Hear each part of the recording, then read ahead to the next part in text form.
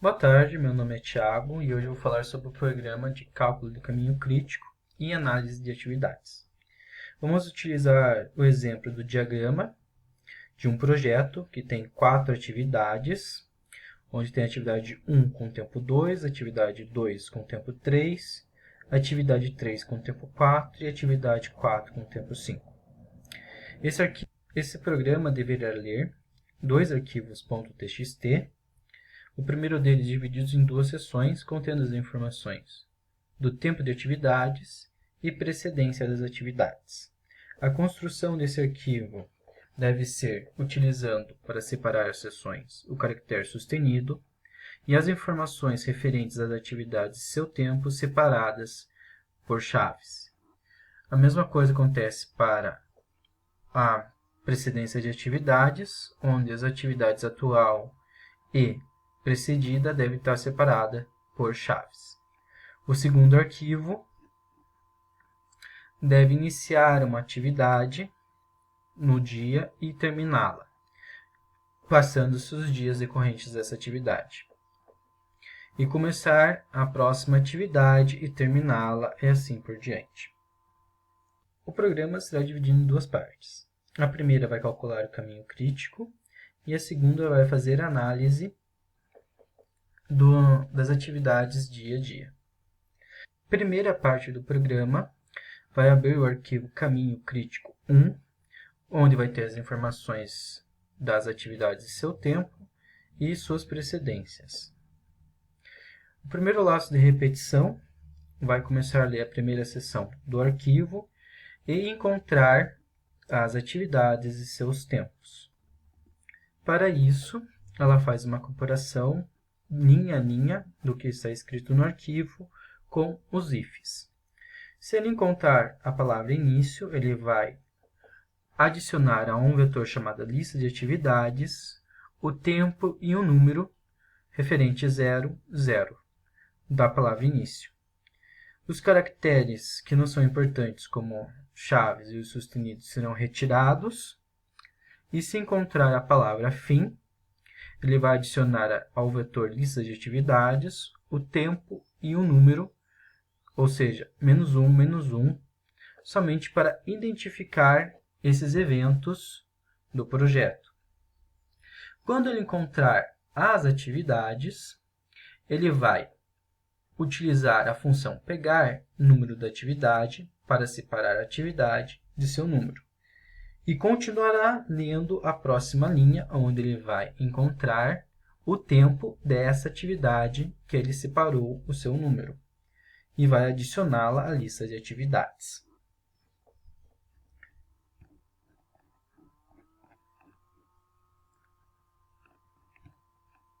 A função pegar atividade vai pegar a linha que ele estava lendo e compará-la num if, retirando a palavra atividade e retornando para o número, retornando um número inteiro para ser salvo na lista de atividades.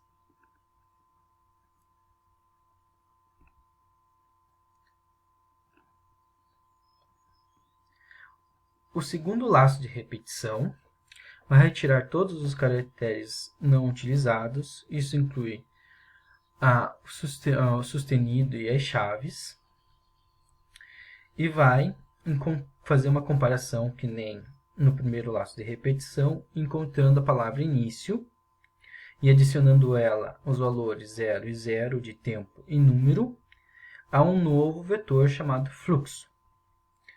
Continuando a leitura da segunda seção, ele vai pegar e utilizar a função pegar número da atividade e vai buscar na lista de atividades o tempo e o número daquela atividade e adicioná-la ao vetor fluxo.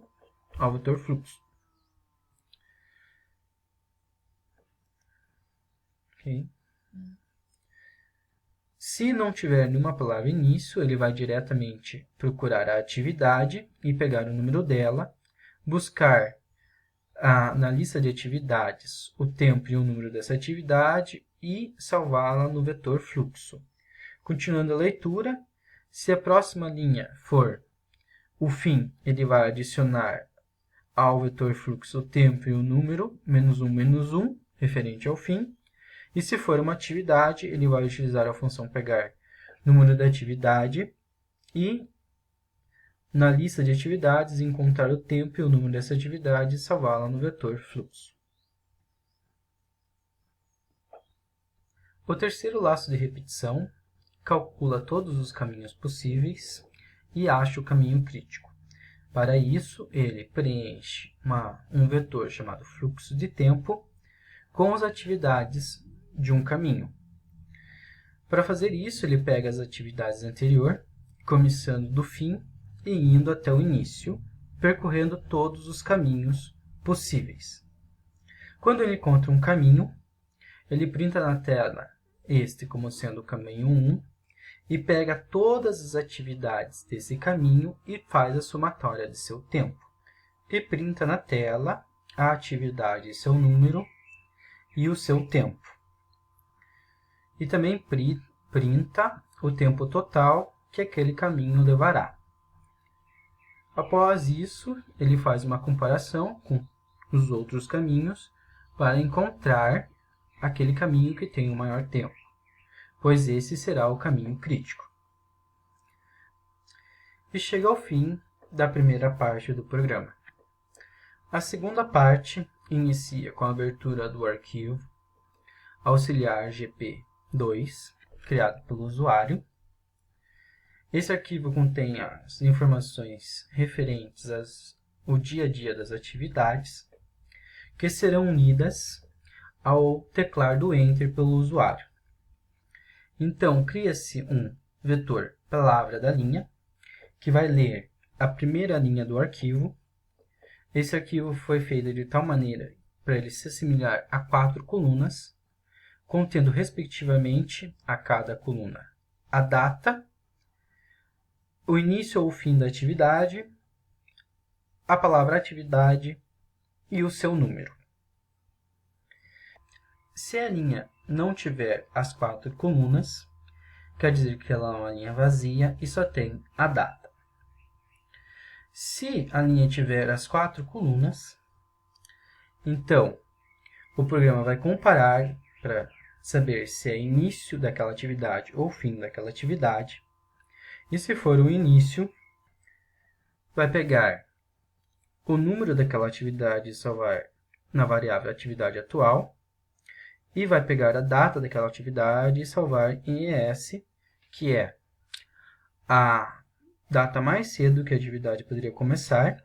E para calcular o EF, que seria a data mais tarde que ela terminaria, ele vai somar o ES com o tempo encontrado daquela atividade atual na lista de atividades. Se a palavra comparada for o fim, ele vai pegar a data e salvar em LF, que seria a data mais tarde que ela poderia acabar. Ele vai pegar o número da atividade atual encontrada no início e encontrar o seu tempo na lista de atividades e diminuir de LF. E vai printar isso em forma de tabela lá no prompt de comando, junto com o tempo da atividade, o número da atividade, o ES, o EL, EF, LS, LF e o slack, que se for negativo representa uma atividade atrasada e que se for positivo representa uma atividade adiantada. Ao terminar de ler essa linha, o usuário terá que teclar Enter novamente para ler a próxima linha e repetir todo esse processo. Ao terminar de ler o arquivo, o programa vai printar para cada atividade o seu slack, que sendo positivo representa atividades adiantadas e que sendo negativo representa atividades atrasadas. E vai fechar o arquivo referente à análise de atividades dia a dia. Então, isso foi tudo referente ao programa. Agora eu vou mostrar 3 exemplos, um para atividade atrasada, outro para atividade adiantada e outro para uma atividade no tempo certo. Para o projeto que está em atraso, temos aqui o cálculo do caminho crítico, que não vai mudar para nenhum dos 3 exemplos, porque estamos usando como referência um projeto determinado com seus tempos e o cálculo do caminho crítico, daqui que o caminho é 1, que as atividades 4, 3 e 1, e o tempo total é de 11 unidades de tempo.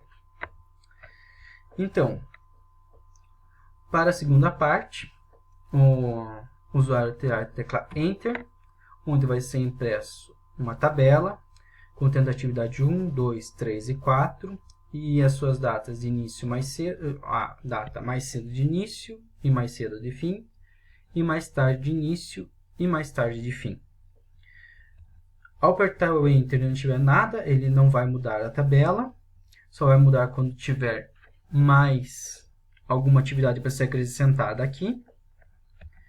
Então, aqui no dia 5 foi acrescentado, ele calculou o slack, sendo que essa atividade está atrasada 2 dias. Apertando Enter até o final, ele vai atualizando para cada atividade o slack dele. Então, a atividade 2 está atrasada 1 dia, a atividade 3 atrasada 2 dias, a atividade 4 não está atrasada, e no fim ele printa o slack de todas as atividades. Para a atividade adiantada, aqui o caso das atividades adiantadas, toda vez que você der Enter, ele vai atualizar a tabela, se tiver alguma informação na linha. Se não tiver, permanece a mesma tabela.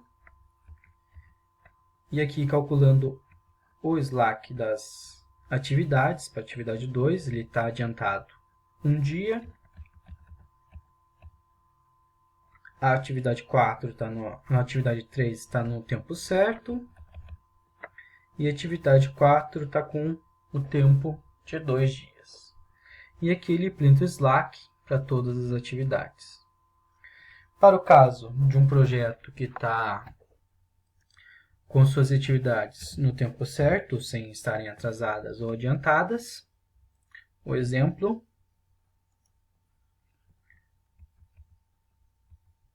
aqui, atividade 1 está no tempo certo, porque é 0. Atividade 2 também. Atividade 3. E atividade 4. E o slack de todas as atividades é 0, ou seja, o projeto ocorreu dentro do prazo especificado, sem nenhum atraso e sem nenhum adiantamento. Isso encerra a explicação do programa e dos exemplos. Espero que tenham entendido. E qualquer pergunta, dúvida, pode deixar uma mensagem para mim nos comentários. Eu agradeço e tchau!